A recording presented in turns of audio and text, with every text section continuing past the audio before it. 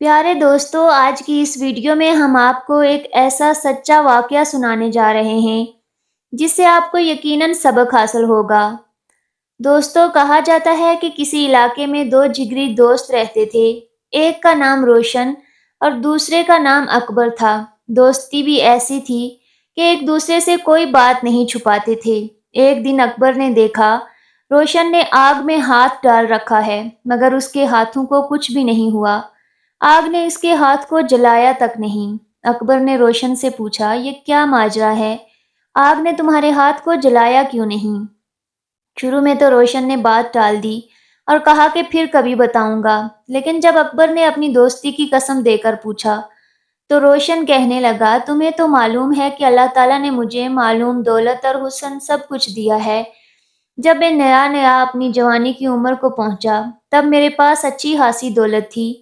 ایک رات میں اپنے گھر کی چھت پر ٹہل رہا تھا تو میری نظر سامنے والے گھر کی چھت پر پڑ گئی۔ میں نے دیکھا کہ ایک انتہائی خوبصورت جوان لڑکی مانو جیسے 14ویں کا چاند ہو، وہ اپنی چھت پر ٹہل رہی تھی۔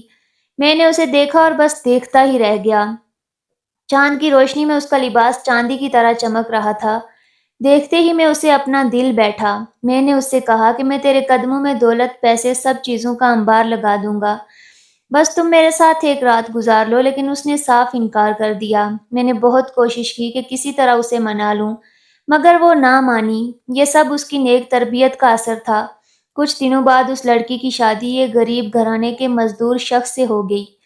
اللہ تعالیٰ نے اسے اولاد کی نعمت سے نوازا اور اس کے کل 3 بچے ہو گئے، اور سب کچھ یوں ہی چلتا رہا۔ پھر اچانک چند سالوں بعد ہی پورے شہر میں قحط پڑ گیا۔ غریبوں کے پاس کھانے کے لیے نہ تو اناج باقی تھا اور نہ ہی کچھ اور۔ ایسے حالات میں نے غریبوں میں اناج بانٹنا شروع کر دیا۔ میں نے اس کام کے لیے چند خادموں کو بھی اپنے ساتھ رکھ لیا۔ اناج لینے کے لیے لوگوں کی لمبی لائن لگی ہوئی تھی۔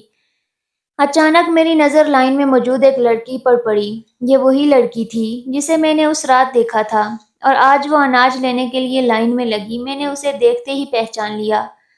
پھر میں نے اپنے ملازموں سے کہا کہ کام جاری رکھو، اور خود ایک طرف چلا گیا۔ میں نے اس لڑکی کو تنہائی میں بلایا۔ جب وہ میرے پاس آئی تو میں نے اس سے پوچھا کہ تم باہر قطار میں کیوں کھڑی تھی؟ اس نے جواب دیا، صاحب میں ایک غریب عورت ہوں، آپ کے در پر بھیک مانگنے آئی ہوں۔ میرے بچے بھوکے ہیں اور کہیں سے اناج نہیں مل رہا۔ خدا کے واسطے میری مدد کرو، مجھے بھی کچھ اناج دے دو۔ میں نے سوچا کہ یہ اچھا موقع ہے اپنی ناجائز خواہش کو پورا کرنے کا۔ میں نے اس سے کہا کہ تم میرے ساتھ کچھ وقت گزار لو، میں تمہارے قدموں میں اناج کا ڈھیر لگا دوں گا۔ لیکن اس بار بھی اس نے انکار کر دیا اور وہ واپس لوٹ گئی۔ لیکن جیسے ہی بھوکے بچوں کا خیال آیا تو رک گئی اور پلٹ کر کہنے لگی، تمہیں اللہ نے اتنی دولت دی ہے، مجھے کچھ دے دو گے تو آپ کے مال میں کیا کمی آ جائے گی؟ خدا کے لیے مجھ پر رحم کرو، میرے بچے کئی دن سے بھوکے ہیں۔ میں نے دوبارہ اپنی شرط رکھی کہ تم میرے ساتھ بدکاری کرنے کے لیے راضی ہو جاؤ، میں تمہاری ہر خواہش پوری کر دوں گا۔ اس نے پھر کہا کہ خدا کا خوف کرو اور مجھ پر رحم کرو، میرے بچوں کی خاطر مہربانی کر کے اللہ کے لیے میرے بچوں کی مدد کر دو۔ میں نے پھر اپنی خواہش دہرائی، لیکن اب بھی وہ واپس پلٹ گئی۔ وہ بچوں کو بھوک سے مرتا نہیں دیکھ سکتی تھی۔ آخر ماں تھی، دوبارہ پلٹی اور فریاد کرنے لگی۔ میں نے اس سے کہا کہ اگر میری بات نہیں مانے گی تو آج سب کو اناج ملے گا، لیکن تجھے ایک دانہ بھی نہیں دوں گا۔ ایک طرف عزت تھی اور دوسری طرف ماں کی محبت۔ بیچاری مجبور تھی، سوچنے لگی کہ اگر بچوں کے پاس خالی ہاتھ جاؤں گی تو بھوک سے تڑپ کر مر جائیں گے۔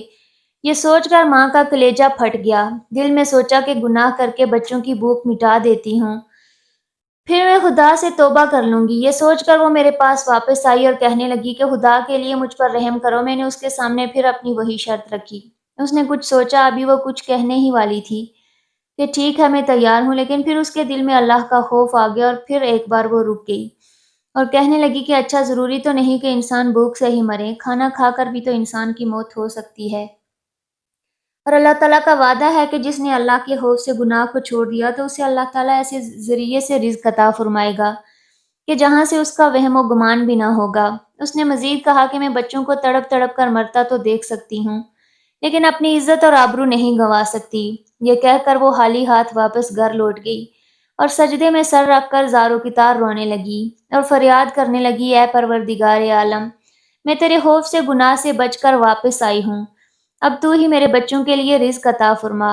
اتنا کہنا ہی تھا کہ میرے اندر انقلاب پیدا ہو گیا۔ میں نے اپنے غلاموں کو ساتھ لیا اور اس کے دروازے پر دستک دی۔ اس نے دروازہ کھولا تو سامنے کھڑا میں تھا۔ میرے ساتھ میرے غلام بھی تھے جو اناج کے تھیلے اٹھائے ہوئے تھے۔ وہ غصے سے بولی کہ اب تم کیا چاہتے ہو اور یہاں کیوں آئے ہو؟ میں نے کہا کہ بہن مجھے معاف کر دے، میرا دل بدل گیا ہے۔ اگر تو غریب ہو کر اپنے رب سے اتنا ڈرتی ہے اور اپنی عزت کی اتنی حفاظت کرتی ہے تو مجھے امیر ہو کر کتنا ڈرنا چاہیے۔ مجھے معاف کر دو۔ یہ کہہ کر میں نے اسے اناج دے دیا۔ اناج لے کر اس نے آسمان کی طرف دیکھا اور دعا کی کہ اے کائنات کے مالک، اگر یہ شخص اپنے قول میں سچا ہے تو میری دعا ہے کہ اس پر دنیا اور آخرت تک آگ کو حرام کر دے۔ بس اس دن سے لے کے آج تک دنیا کی کوئی آگ مجھ پر اثر نہیں کرتی اور امید ہے انشاءاللہ آخرت میں بھی جہنم کی آگ مجھ پر اثر نہیں کرے گی۔ ایک بار کا ذکر ہے کہ ایک فقیر اللہ والے کسی دریا کے کنارے بیٹھے ہوئے تھے۔ ابھی وہاں بیٹھے ہوئے زیادہ دیر نہیں گزری تھی کہ دیکھا کہ ایک سیب دریا میں کہیں سے بہتا ہوا آ رہا تھا۔ بھوک کی شدت کی وجہ سے وہ سیب اٹھا کر کھا لیا۔ اس کے بعد اللہ کا خوف دل میں آ گیا اور اس طرح سوچنے لگے کہ نہ جانے یہ سیب کہاں سے کس کا تھا اور اس طرح مجھے اس سیب کو نہیں کھانا چاہیے تھا، جبکہ ایک سیب ہی تو تھا اور کہیں سے بہتا ہوا آ رہا تھا۔ وہاں پر دور دور تک کوئی باغ بھی نہیں تھا۔ لیکن جب دل میں یہ خیال آیا تو خوف خدا سے ٹانگیں کانپنے لگی۔ اللہ تعالیٰ مجھے معاف نہیں کرے گا، میں نے بغیر پوچھے یہ سیب کھا لیا۔ نہ جانے کس کے باغ کا یہ سیب تھا اور دل میں یہ ڈر ہو کہ نامعلوم یہ سیب کھانا میرے لیے حلال ہو سکتا بھی ہے یا نہیں۔ یہ خیال پیدا ہوتے ہی اپنے قصور معاف کروانے کے لیے سیب کے مالک کی تلاش میں دریا کے کنارے وہ فقیر چل دیے۔ ایک لمبا سفر طے کرنے کے بعد وہ فقیر دریا کے قریب ایک نہایت عظیم الشان عمارت کے پاس پہنچ گئے، جس میں سیب کا ایک بہت بڑا پیڑ لگا ہوا تھا، جس کی شاخوں پر بکے ہوئے سیب لٹک رہے تھے اور سیبوں سے بھری یہ شاخیں پانی پر پھیلی ہوئی تھیں۔ تو اس فقیر کو یقین ہو گیا کہ جو سیب میں نے کھایا ہے وہ اسی پیڑ کا ہے۔ چنانچہ آپ نے لوگوں سے اس پیڑ کے مالک کے بارے میں معلوم کیا تو پتہ چلا کہ اس باغ کے مالک ایک بہت امیر آدمی ہیں اور بہت بڑی بزرگ شخصیت ہیں۔ وہ بے پناہ چاہنے والے ہیں، ان کی شہرت کے چرچے دور دور تک ہیں۔ سوچا کہ مجھے فوراً ان کے پاس جانا چاہیے اور معافی مانگ لینی چاہیے۔ بغیر کوئی دیر کیے ان کی خدمت میں حاضر ہو گئے اور پورا ماجرا عرض کر دیا کہ آپ کا ایک سیب دریا میں بہتا ہوا آ رہا تھا اور میں نے اس کو آپ کی اجازت کے بغیر کھا لیا۔ اب آپ سے کہتا ہوں کہ اس ایک سیب کی جو قیمت چاہے آپ مجھ سے وصول کر سکتے ہیں۔ میں آپ سے معافی کا طلبگار ہوں۔ اب جو دولت مند بزرگ تھے انہوں نے دیکھا کہ یہ فقیر جو ایک سیب کے لیے اتنی دور سے آ رہا ہے اور یہ اللہ کا کوئی نیک بندہ ہے، یہ اللہ تعالیٰ سے بے حد محبت کرتا ہے، کبھی تو اپنا قصور معاف کروانے کی خاطر اتنا لمبا سفر طے کر کے یہاں تک آیا ہے۔ تو بزرگ اس فقیر کی بات سن کر کہنے لگے قیمت تو ہم ضرور وصول کریں گے۔ وہ فقیر کہنے لگا بالکل وصول کر لیجئے اور مجھے معاف بھی کر دیجئے۔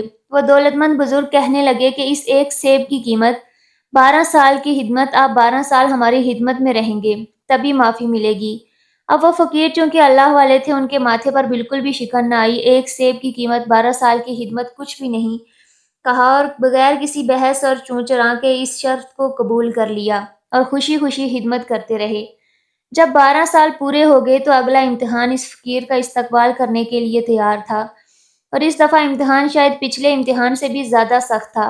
اب جب وہ فقیر اس بزرگ کی خدمت میں حاضر ہوئے اور کہا کہ اے سیب کے مالک 12 سال پورے کر چکے ہیں، تو کیا اب آپ کے سیب کی قیمت عطا ہو گئی؟ اس پر بزرگ نے فرمایا نہیں، ابھی نہیں، ابھی قیمت ادا نہیں ہوئی، ایک خدمت اور باقی ہے، اور وہ یہ ہے کہ میری ایک بیٹی ہے جس میں 4 عیب ہیں۔ نمبر 1 یہ کہ وہ آنکھوں سے اندھی ہے، دوسرا یہ کہ کانوں سے بہری ہے، نمبر 3 ہاتھوں سے معذور ہے اور چوتھے دونوں پاؤں سے لنگڑی ہے، یعنی کہ اپاہج ہے، تمہیں اس سے نکاح کرنا ہوگا۔ اس اللہ والے نے یہ سوچا کہ چلو یہاں تک معاملہ یہی نمٹ جائے گا۔ ایک بار یہ نہیں کہا کہ ایک سیب کے بدلے 12 سال تک مجھ سے آپ خدمت لیتے رہے اور اب اپنی عیب سے بھری بیٹی سے میرا نکاح کرنا چاہتے ہیں، لیکن انہوں نے اس شرط کو بھی خوشی خوشی بغیر کسی غصے کے قبول کر لیا۔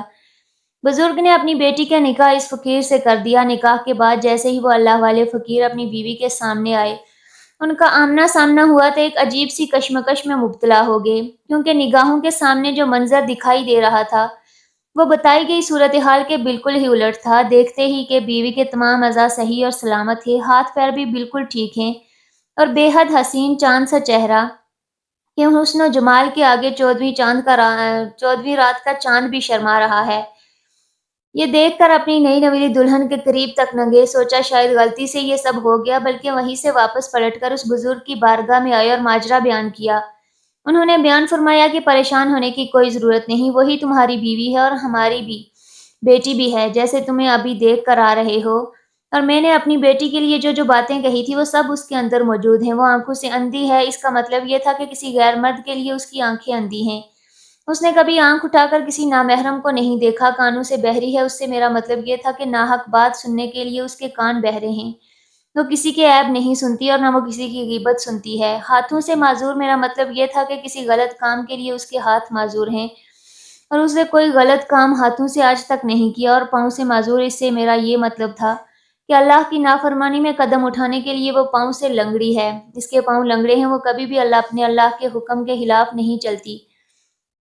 بزرگ کی زبانی اپنی نئی نویلی دلہن کے متعلق وجاہت سنی تو فقیر کے دل کو قرار آ گیا، دل میں اپنی زوجہ، اپنی بیوی کی اہمیت اجاگر ہوئی، اور اللہ پاک کے فضل اور کرم سے آپ کو اپنے زمانے کے ایک بہت بڑے بزرگ کی بہت سی اچھی خوبیوں سے آراستہ خوبصورت بیٹی کا شوہر بننے کا شرف حاصل ہوا۔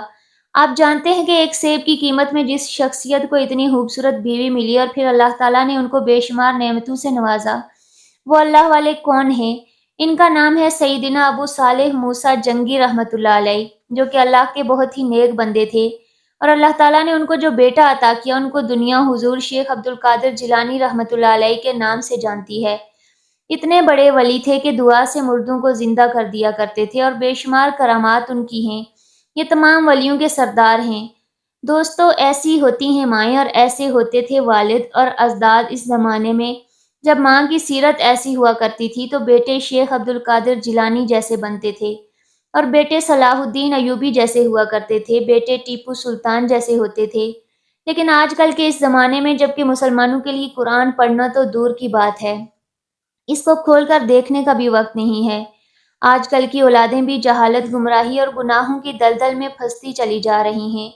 کسی شاعر نے کیا خوب کہا ہے، فولاد بن سکتی نہیں، فولاد بن سکتی نہیں، بے ادب ماں با ادب اولاد جن سکتی نہیں۔ اللہ تعالیٰ ہم سب کو اور پوری امت کو نیک عمل کی توفیق نصیب فرمائے، آمین ثم آمین۔